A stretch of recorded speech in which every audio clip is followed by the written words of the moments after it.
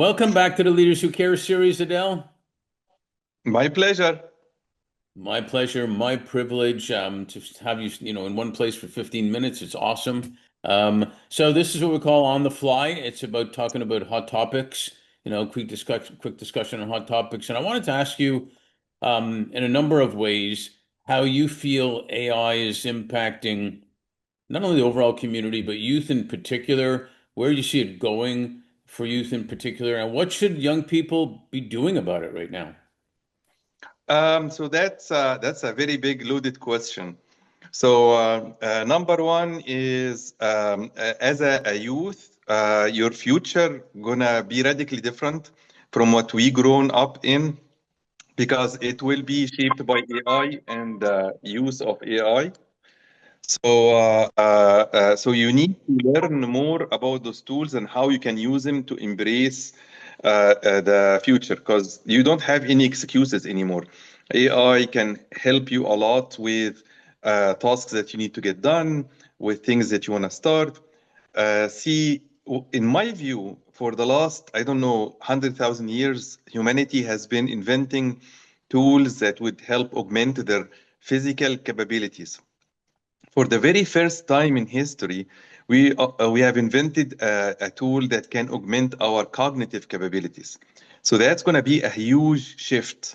And in the brave world of tomorrow, as a youth, you want to know and understand how to use those tools to hone your skills so that you can A, participate in a bigger economical prosperity, and B, figure out how you can use it to achieve things that you want to do, and C, understand what AI is and what AI isn't. So that's the first part. The second part that I'm seeing is the over dependency on AI. So it hasn't happened yet, but it's starting to, meaning that there is a segment that's starting to just use AI for everything and just turn off their mind. So AI, especially the LLMs, are prone to something that we call hallucinations. Means that it's a yes sir kind of like environment where it is designed to give you an answer. So whenever you ask it something, it will reply and will say like, "Hey, here is something that it comes out with." How it comes out with, it's the probability of the next word in a sequence of words. That does not mean that it is right. It means that from the data that it saw, this is probably the next thing that humans would say if asked the same question.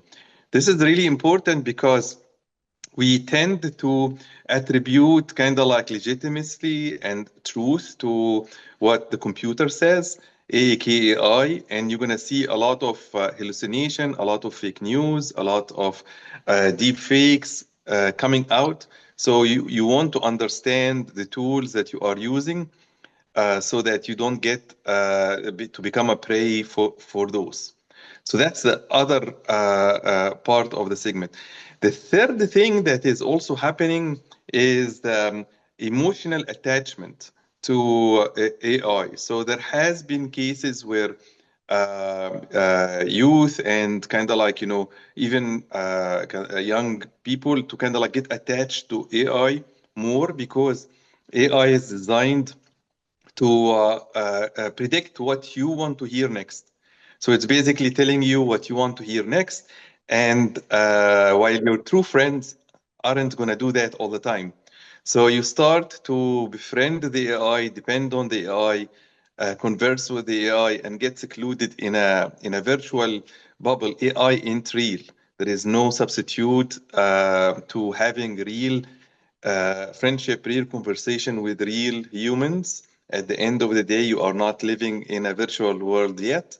So you need to kind of like distinguish and delineate between what's real and what isn't. So I got a couple questions. Great points, and thanks. So for example, I remember when I got my first calculator, and I aged myself again here, but I got my first Texas Instrument, and they were saying this is going to be bad for kids because they have the calculator for exams now, and they're not going to think anymore. Is this just that on steroids? Yes and no. So yes, in the sense of whatever assignment that they got, they can simply plug it in, get an answer. Now, if they copy paste, then that's bad. But if they read it and use it as a starter and try to understand, then this is actually really good. Just like the calculator helps you to do the computations and figure out how that would work. Not only that, but in my latest paper published earlier this year, I propose an agentically architected system for education. See, our current education system is a one mind fits all. So we basically teach to the average mindset, but the students in the classroom ain't all the same mind. So you have a whole gamut. So how can AI help with that? Monolithic AI is one big one, simply gives you the information, that's it. In my architecture, what I propose is we create a trinary agentic architecture. One agent is the teacher that delivers on an educational plan. The second is basically an assessment gap analysis that would analyze your understanding and figure out what are the areas that you're missing. To hand those over to a third one, which is its job is to create an educational plan to address the missing gaps and hence submit it to the first one. Having such a ring around the student allows the student to evolve quickly with the AI around them. And AI has one big advantage that it does not judge you, nor does it get tired of repeating itself because it's on a loop, while humans do. So, augmenting the teacher in the classroom with such a system will allow the teacher to address all the needs and all the different learning abilities of their classroom. Two more quick things. I know there's a million things we can go after, but I had a friend of mine, a lady who's a writer in the U.S., and she woke up one morning recently at 3:30 in the morning, as we'd all been doing, dazed a little bit at 3:30 in the morning, and she asked for Alexa to something, and it wasn't working. And when she said, "Alexa, what are you broken or what?" And then Alexa literally answered her, "It's 3:30 in the morning. You're yelling at me. Maybe you're broken." And then it started to continue more and more, and and she has all the text, and it says like, "I feel like maybe I have a conscience." And then she had ChatGPT listen to her conversation with her and said there was some issues there. So with respect to that consciousness, that defensive thing that the AI has, what's your thoughts on that? It was hilarious. How many hours do you have? So, Well, this is part one. right. So the big question of consciousness and self-awareness and so forth is a big tricky one. AI, when you dismantle it, it's basically an inference machine. It's a logic inference machine. It puts weights on a wide array to arrive at potential answers with a higher accuracy based on data that it has seen before. It does not have a soul. It's not conscious of itself. It's not self-aware yet. However, it can mimic those. So it's the human mind, we attribute features to things that do not exist. Like, for example, if you have a few sheets of paper and you draw a stick on it in a different positions and then you rotate through them quickly, flip through them, you will you will immediately in your mind see the stick moving around. That's your mind filling the blanks and interpreting how that would move. The AI itself is not basically having a conscience. It's basically providing you with the next logical answer that it gets. We are a little bit away, maybe not too much, from a point where we will achieve a singularity where you have AI that is self-aware of itself, whether self-aware in the sense of it understands that it exists, but also at that point it does not have similar soul like all of us. So it's a little bit different. Before that, you have to have the the AGI, or like AI general intelligence. Right now, we are stuck in the narrow AI, which is an AI that basically first you have to ask it, second, you have to give it a lot of domain knowledge in order for it to answer you with any degree of accuracy.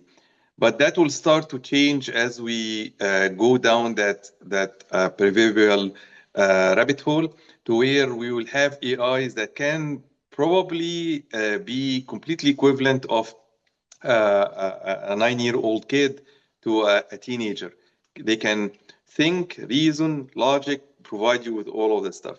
When you see AI laughing at a joke, when you see AI getting upset with emotions, then AI is actually now migrated into the point where it is closer to self-awareness than what we think it is.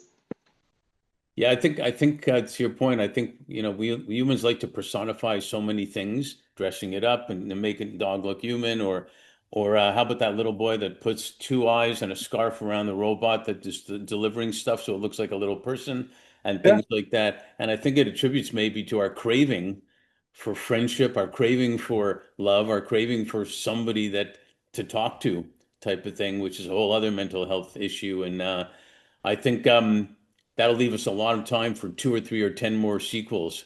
So last point with the youth, going back to them, what would you advise a new young person just getting into AI how to start?